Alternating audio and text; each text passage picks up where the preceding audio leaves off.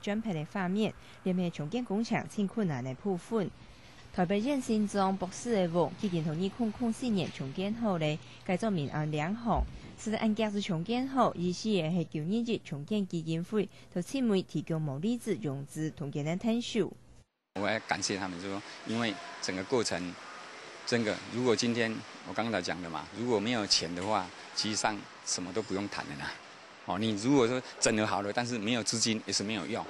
当生意头出牌，为大家全部卡，当生态流的人，但系决定实行係冇辦法。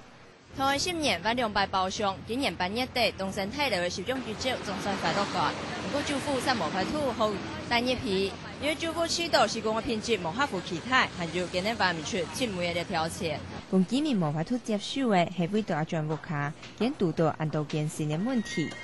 全國有60幾棟的那個大樓都沒有這個問題，為什麼只有東大樓有這個問題？那蓋不起來的大樓，很多都是凝聚力有問題，也就是說，他連把原有的所有學能找來討論重建都做不到。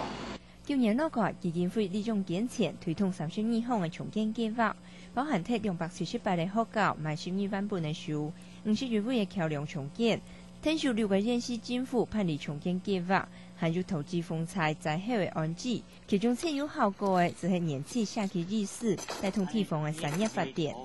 重建是一個非常漫長的工作，它永遠沒有辦法畫下一個完美的句點。